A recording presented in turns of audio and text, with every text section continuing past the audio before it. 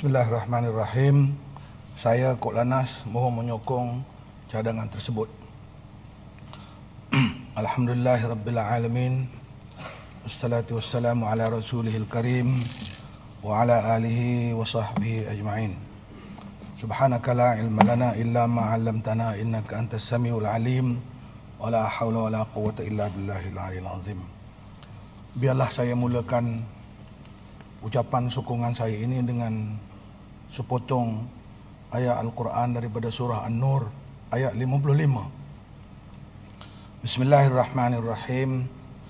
Wa'adallahu alladhina amanu minkum wa 'amilus salihat la yastakhlifannahum fil ard kama istakhlafa alladhina min qablihim wa la yumakkinanna lahum dinahum alladhi irtada lahum wa liyubaddilannahum min ba'di khawfihim amna ya'budunani la yushrikuna bi syai'a wa man kafara ba'da dhalik fa ulaika humul fasiqun.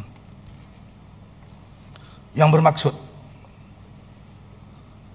Allah menjanjikan orang-orang yang beramal, orang-orang yang beriman dan beramal soleh di kalangan kamu, bahawa Dia akan menjadikan mereka khalifah-khalifah yang memegang kuasa pemerintahan di bumi, sebagaimana Dia telah menjadikan orang sebelum mereka khalifah-khalifah yang berkuasa, dan Dia akan menguatkan serta mengembangkan agama mereka yang telah diredainya untuk mereka, dan Dia juga akan menggantikan bagi mereka keamanan setelah mereka mengalami ketakutan.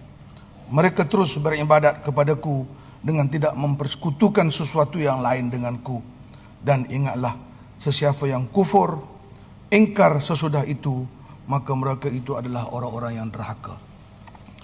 Ayat ini menceritakan kepada kita mengenai tanggungjawab kita sebagai sebuah kerajaan, kita sebagai khalifah kecil yang telah dilantik oleh Allah untuk memakmurkan bumi ini.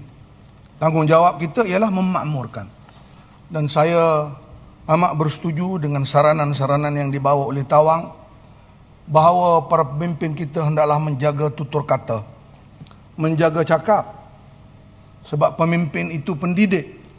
Walaupun kadang-kala kita mahu bergurau, walaupun kadang-kala kita mahu bercakap, cakap pemimpin itu akan menjadi pegangan kepada orang bawah.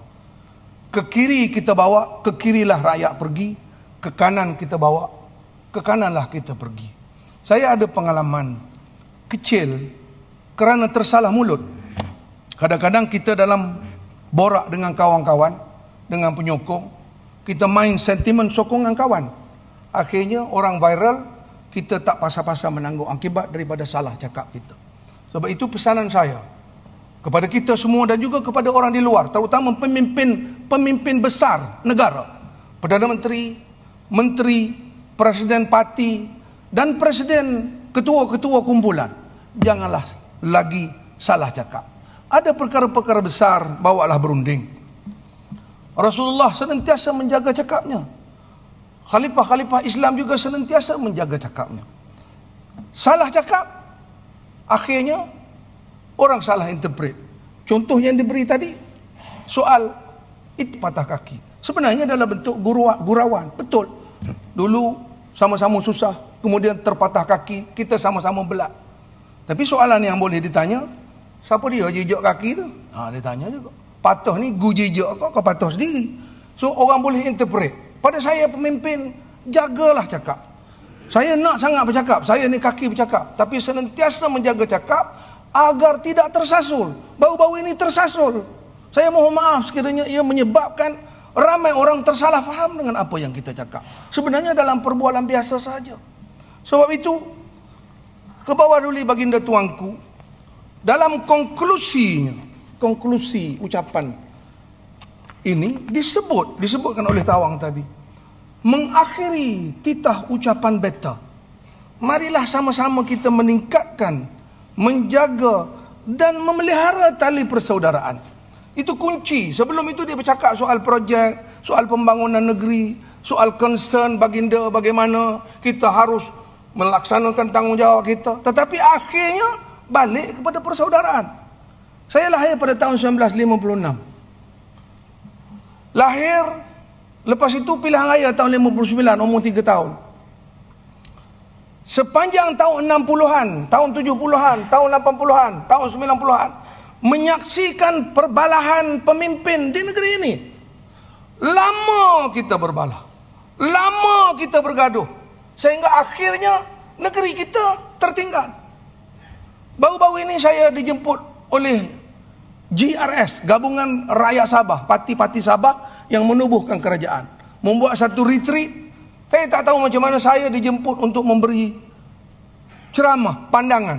Di situ hadir bekas-bekas ketua menteri, Yong Tek Lee, Haris Saleh, Bung Mokhtar, Haji Ji, semua ada di situ. Warisan yang baru masuk, yang baru hijrah masuk kepada GRS, kawan-kawan kita. Dan dia minta saya berucap. Saya nak kongsi ucapan tersebut. Saya kata saya datang ke Sabah pada tahun 1994. Sabah masa itu di bawah PBS. Kita semua bersatu tenaga untuk mengalahkan PBS kerana kita rasa Islam terancam. Semua yang ada di depan ini bersatu, bersama-sama dengan kita. Akhirnya kita berjaya ambil alih kerajaan negeri. Sabah adalah sebuah negeri yang cukup besar. Lahirkan pemimpin, berapa orang Tun? Tun Sakaran, Tun Mustafa, Tun Fuad. Berapa Tun dilahir pemimpin besar, saya kata. Tetapi look at Sabah. You don't even have a highway. Sabah yang begitu kaya don't even have a dam. Tak ada satu kolam takungan air seluruh Sabah. Rakyat Sabah terpaksa menadah air hujan dengan tong biru yang kami buat pada tahun 1994. What happened to us in Sabah? Dengan izin saya kata. Sama dengan Kelantan. Kita jadi contoh orang tengok parti politik. Kelantan adalah parti politik paling banyak. Ada Bersatu, ada UMNO, ada Berjasa, ada Hamim, ada PAS. Paling banyak. Sabah pun sama. Ada PBS, ada Berharisan, ada macam-macam parti. Multi-rational parti. Tetapi Sabah dan Kelantan disebut sebagai dua negeri yang paling miskin. Dua-dua tak ada highway, dua-dua tak ada dam. Kita produce leaders. Kita lahirkan pemimpin besar-besar. Kelantan pun ada Tun Asri, ada Anwar Musa, ada Mak Yaakob, ada Tengku Rizauddin, ada Kuli, ada almarhum Tengku Uni Aziz. Besar-besar tokoh kita. Tetapi what happened to our state? Why? Saya tanya orang Sabah. The answer is simple. Because we fight among ourselves. Dengan izin. Kita bergaduh sama kita. Kerja kita berebut kuasa. Kita gilirkan ketua menteri. 2 tahun. Akhirnya Malaysia ambil contoh Sabah. Gilirkan Perdana Menteri. Belajar dari Sabah, saya kata. Kita lompat parti di Sabah. Daripada PBS. Pergi Berjaya, pergi UMNO. Akhirnya di Malaysia, di Semenanjung pula lompat parti.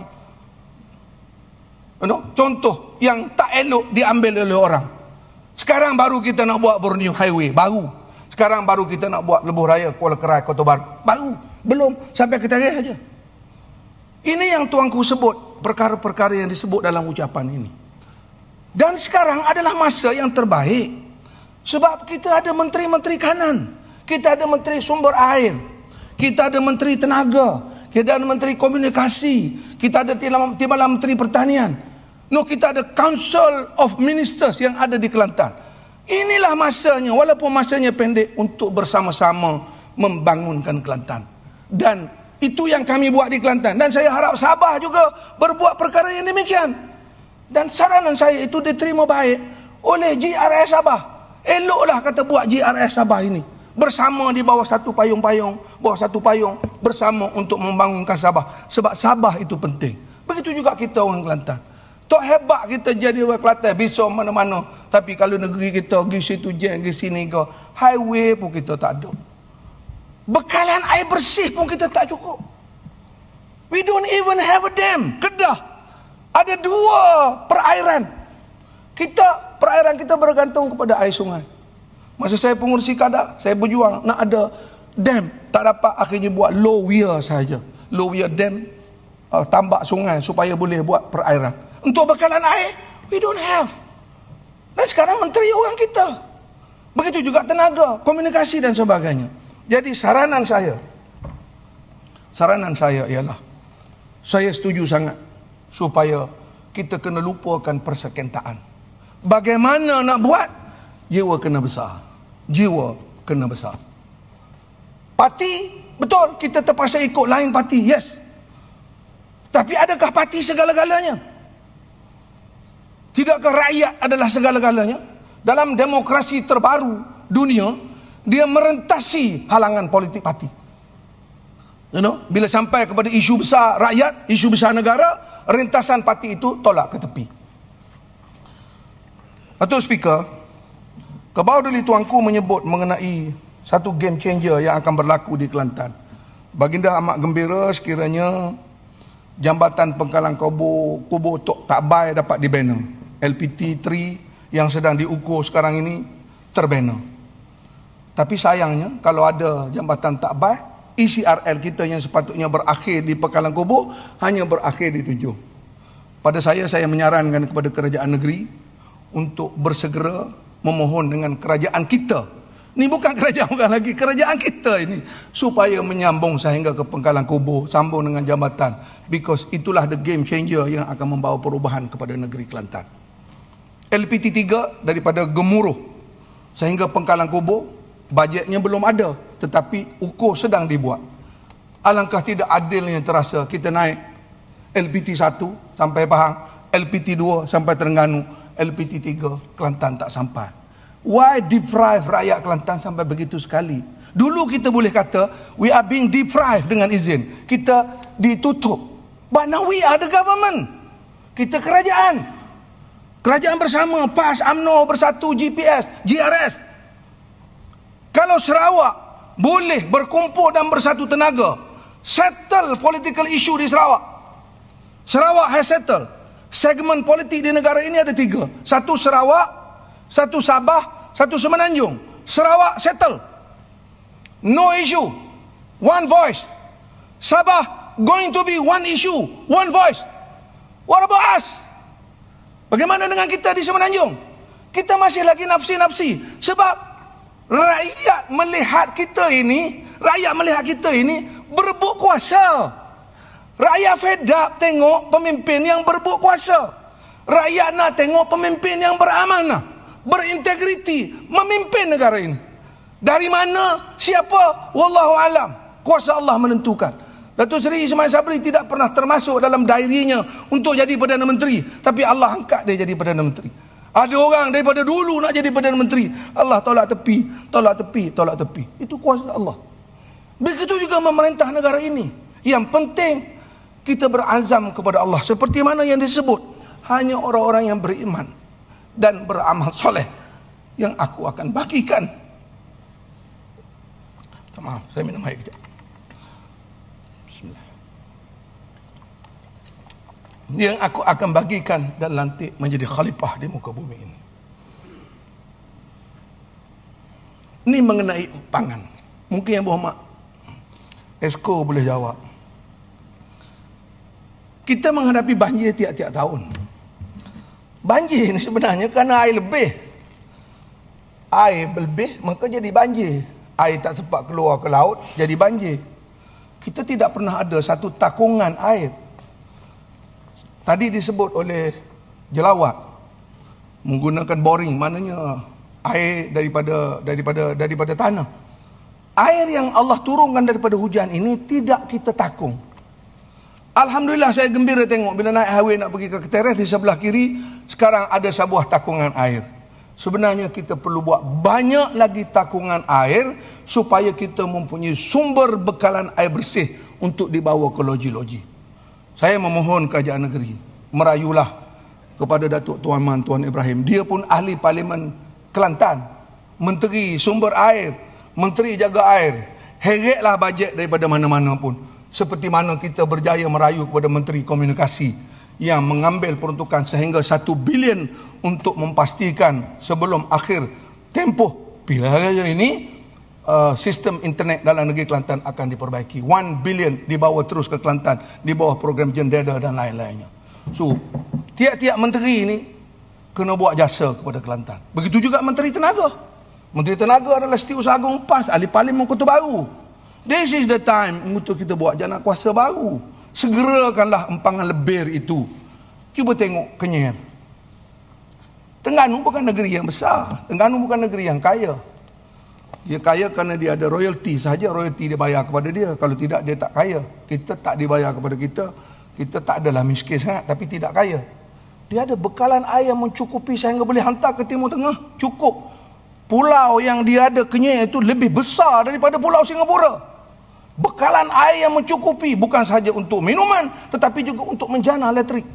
Sebenarnya Kelantan boleh ada lebih besar daripada itu. Tetapi dulu tertangguh akibat pertikaian politik antara kita. The time is over. Inilah tanggungjawab kita. Saya mohon Menteri Tenaga untuk menyegerakan perkara ini. Sukma. Tadi saya bercakap sikit mengenai Sukma.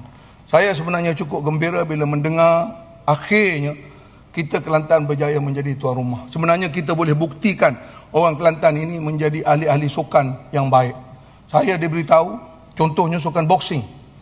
Sukan boxing ni orang Terengganu, orang Pahang ambil orang Kelantan jadi peninju dia. Dan biasanya peninju ni biasanya daripada tentera. Kita ada 3 kamp tentera. Tetapi mereka tidak ada fasiliti tinju. Dalam tinju ni ada 15. Saya dulu seorang boxer. Masa saya di Maktab Tentera Diraja, I'm a boxer. Bantamweight. Ada featherweight, ada bantamweight, ada midgeweight. 12 weight mengikut berat badan. Jadi tinju ni kita boleh dapat pingat sebab orang kecil gocoh orang kecil, orang besar gocoh orang besar. Dia tak ada orang besar gocoh, dia weight mesti sama. So we can get this. Why? Kita sebelah aja dengan Siam di mana tinju tu ada. Get this. We must be juara boxing. Begitu juga silat olahraga. This is another factor. Berapa puluh pingat dalam olahraga, silat olahraga. Begitu juga olahraga 100 meter, 200 meter, 300 meter. I was a sprinter when saya masa form 2, form 3, form 4. Lari 100 meter, lari 200 meter, lari 400 meter. Pecah rekod 56.1 saat dulu lah. Sekarang tak boleh lari dah. Maknanya olahraga ni orang Kelantan boleh olahraga. Satu lagi menembak. Kita pernah ada juara menembak. Apa nama Subeki? Sabi Ahmad. Menembak. Juga banyak pingat. So saya minta sangat supaya kerajaan negeri berusaha, sedaya usaha. Kita ada 4 tahun untuk membina ni. Saya lalui proses masa saya berada di Kementerian Belia dan Sukan, menjadi stafsus politik kepada Menteri Belia dan Sukan tahun 90 hingga 92, buat bidding untuk menjadi sukan juara, untuk menjadi tuan rumah sukan Commonwealth. Melawat 72 negara seluruh dunia untuk bidding lawan Sydney. 72 negara kita lawat. Akhirnya kita berjaya mengalahkan Sydney untuk menjadi tuan rumah sukan Commonwealth. Dan dalam sukan Commonwealth itu kita ada tempat. Sebab kita ambil boxing, kita dapat. Sebab boxing kita ambil siapa? Tu yang Sarawak. Kita ambil weight yang paling rendah sekali. Yang paling kecil sekali. Sebab kita kena pasti. Begitu juga kita akhirnya berjaya ambil Thomas Cup. Kita ambil Thomas Cup pada tahun 92. Macam mana kita buat? Kita bawa lari pemain-pemain nombor 1 Cina. Dia kat sana dulu gaji murah sangat. Kita ambil dia jadi jurulatih kita. Jadi dia hilang pemain terbaik dia, jadi jurulatih kita. Akhirnya kita lawan, kita menang. We got the only time kita dapat Thomas Cup sekali. Jadi maksud saya, we must plan. Kalau kita nak plan. Cuma saya sekali lagi nak merayu, memohon supaya dalam kamp Kok Lanah itu, kamp tentera di Kok Lanah itu, biarlah ada kolam renang. Sebab saya dapati kita ada di situ 4 batalion. Di Pengkalan Cipu ada 2 batalion. Di Jeli ada 2 batalion. Kita ada lebih kurang 10 batalion tentera. Mereka tidak ada tempat latihan berenang. They need. Saya dah jumpa dengan Panglima Angkatan Tentera. Dia kata kita tak ada peruntukan. Tapi kalau kebetulan ada Sukma di Kelantan, eloklah dia boleh menyediakan tapak dan dia boleh maintain kolam renang ini. Dan juga silat olahraga. Saya juga nak sebut di sini mengenai, nak ucap terima kasih saya. Saya 2 kali, 3 kali menyebut mengenai sekolah harap Madrasah Ittihadiah Tanjung Pagar, kampung saya. Pusaka daripada Allahyarham Tok pada YB Kadok dan ayah saya yang telah mewakafkan tanah, berusaha akhirnya sekolah tu jadi sekolah yang baik. Kita dah beli tanah, tetapi ada satu orang tu tak mau jual tanah untuk jadi tapak. Dan saya berterima kasih kepada kerajaan negeri kerana bersetuju untuk mengambil balik tanah tersebut, menjadikan kawasan persekolahan itu menjadi sekolah yang besar. Saya ucap terima kasih banyak. Mudah-mudahan mereka yang telah menerima dulu akan mendapat manfaat. Itulah tujuan kita hidup pun sebenarnya, cari bekalan untuk akhirat. Terima kasih banyak Datuk Esko, terima kasih banyak MB. Akhir sekali saya nak ambil kesempatan ini juga nak bercakap mengenai pelaburan negeri. Ekonomi sekarang ini sedang dipulihkan. InsyaAllah mulai daripada 1 hari bulan 4 ini, sempadan akan dibuka. Artinya kita adalah frontier line, frontier state. Maka kita kena berusaha untuk membawa pelaburan. Baru ini semasa Pilihan Raya Kecil Negeri Johor, saya terlibat dalam merangka ikhtiar Johor. Di antara ikhtiar Johor itu ialah membawa pelaburan daripada Singapura. Satu perkara lagi yang paling penting ialah mengenai perumahan. Saya berterima kasih kepada Kerajaan Negeri memberikan peruntukan tambahan untuk membuat rumah du'afa dan juga membaiki skim musaadah. Tetapi sebenarnya bukan golongan yang terbawah yang perlu rumah. Ini adalah golongan B40 and below. Dia bukan golongan termiskin, tapi dia bukan golongan yang atas benar. Dia golongan B40 yang sangat memerlukan rumah. Kita mesti bersegera membuat satu ikhtiar negeri agar kita boleh menyediakan rumah mampu milik ini kepada rakyat negeri Kelantan. Seperti mana di Johor baru-baru ini, apa yang Johor buat ialah dia memaksa memaksa pemaju perumahan untuk menyerahkan kembali tanah yang telah mereka ambil untuk buat rumah mampu milik tapi tak buat. Maka kerajaan ambil dan ditubuhkan sebuah Perbadanan Kemajuan Perumahan Negeri Johor yang bertanggungjawab untuk membina rumah mampu milik untuk diberi kepada B40. Saya yakin kita boleh buat. Kita ada perbelanjaan surplus selama 5 tahun. Untuk apa kita ada surplus kalau kita tidak boleh menyediakan perumahan kepada rakyat? Let us do it this time. Biar kita lahirkan dalam sejarah rekod kita adun-adun yang sangat mesra pada hari ini. Selepas lama bergaduh, berjaya meyakinkan rakyat Kelantan bahawa kita mampu. Soal siapa yang berkuasa selepas ini, kita serahlah kepada rakyat.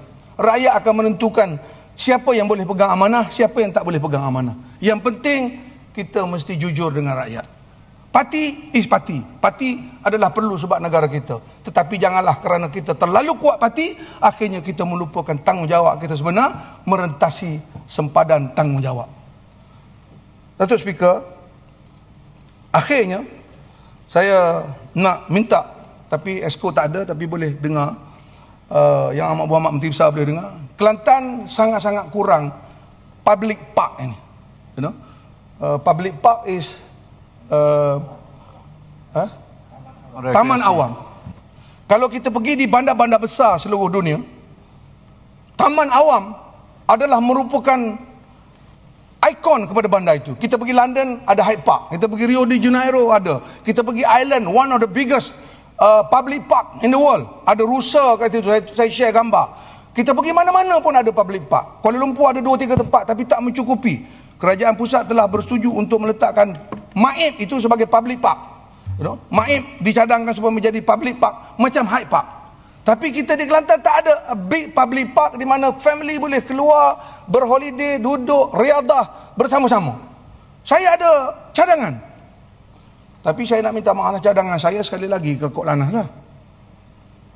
Iaitu pusat benih di Risda, sempadan antara Macang dengan Ketereh tu, lepas kem tentera tu sebelah kanan, satu kawasan yang beratus ekar yang dimiliki oleh Risda yang dijadikan pusat benih kelapa sawit, pusat benih getah.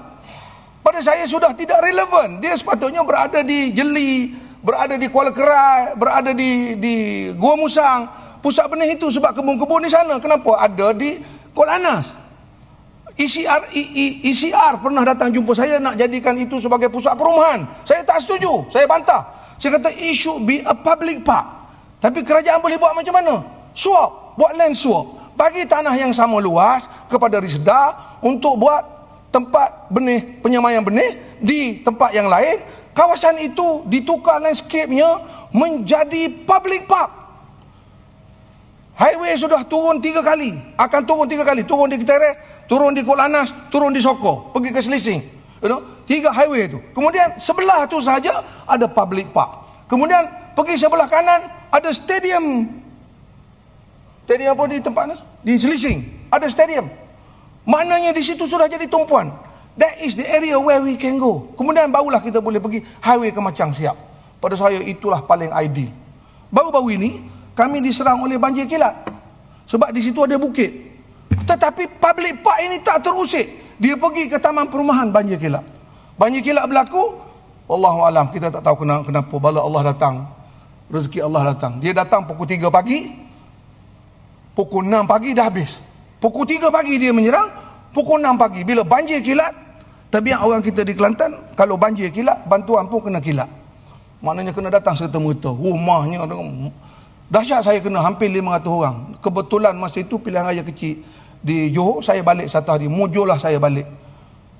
Banjir kilat ini berlaku ialah kerana sistem saliran yang bermakna Datuk Exco, sistem saliran yang tidak terurus. Sebabnya, ini nak minta majlis daerah. Sebab kadang-kadang majlis daerah meluluskan kawasan perumahan itu, dia tidak tengok peta topo. Saya juruko. Dalam peta topo dia akan ada tunjuk alur. Di Taman Guru itu dulu sebenarnya adalah alur yang datang daripada bukit. Alur itu akhirnya ditimbus oleh pemaju, dibuat perumahan. Alur ini kok mana-mana pun dia akan datang juga. Jadi bila datang air besar, dia cari alur tu. Walaupun sudah ditimbus, alur itu yang dia serang. Itulah yang berlaku banjir kilat. Itu punca masalah. Saya dah discuss dengan pengarah GPS, you have to create another alur. Maknanya buat gali GPS di bawah, alur tu masih tetap lalu. Tetapi kunci kepada kira-kira ini ialah majlis daerah, kerajaan tempatan hendaklah melihat peta topo kawasan yang hendak dimajukan. Kalau ianya alur, pastikan alur dibuat. Kalau ianya parit, mestilah paritnya dibuat. Akhir sekali, saya tahu Datuk Speaker dah nak tegur saya sebab masa dah lebih. 3 kali akhir ya Mamat. Ya? Dah 3 kali dah akhir tu. Oh ya ke? Oh, minta maaf. Sebab dia minta maaf lah. Dan mungkin juga ucapan ini juga adalah ucapan yang terakhir, wallahu alam. Kita tak tahu bila raya akan berlaku bila. Tapi saya nak sebut, saya bergurau lah. Ni nak jaga cakap juga, ini jadi handset ni. Jadi handset. Ada satu malaikat nama dia Israfil. Israfil ni dia ada satu kerja saja. Iaitu kerjanya adalah tiup sangkakala. Apabila dia tiup sangkakala, berlakulah kiamat. Israfil ni ada dah. Dia ada dah sekarang. Dan dia tahu bila dia kena tiup. Bila masa dia tahu.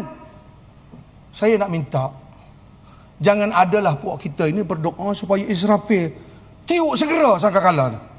Sebab dia yakin dia ahli syurga. Oleh kerana dia yakin dia ahli syurga, dia tak nak tunggu dalam kubur. Tiup sangkakala, kiamat, bicara, masuk syurga terus. Siapa tahu dia ahli syurga atau tidak? Tak ada siapa tahu. Kalau Israfil ni tiup kerana paksaan, ataupun tak sampai waktu dia tiup dah, kalau ahli syurga tu tidak jadi ahli syurga, dia jadi ahli neraka lagu mana? Banyak pusing saya tu. Saya tak tahu pendengar faham atau tidak. Tosahlah nak paksa tiup Israfil tiup sangkakala. Siapa masa Israfil akan tiup lah. Sebab itu yang amat berhormat Perdana Menteri sebut dalam menggulung ini, apabila tiba masanya, satu saat pun saya tak akan tangguh. So please do not force. Please do not force. Sebab ada banyak kriteria yang menentukan. Tanda-tanda kiamat tak ada lagi, tanda-tanda kecil, tanda-tanda besar. Begitulah juga dengan pilihan raya umum. Kalaulah boleh diibaratkan. Saya minta maaf kalau tamsil ibarat saya ini melebihi dan melanggar. Tetapi pada saya, Israfil, tidak wajar kita doa tiup lah cepat-cepat aku nak masuk syurga.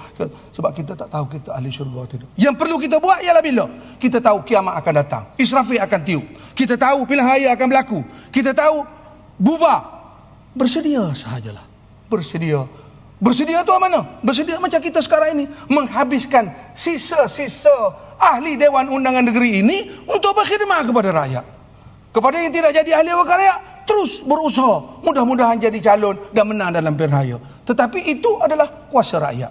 Jadi tak usah paksa benda saya demikian. Demikianlah pandangan saya, dan saya dengan ini menyokong usul menjunjung kasih. Ucapan terima kasih kepada Kebawah Duli Tuanku. Terima kasih Kok Lanas menyokong. Terima kasih. Ahli-ahli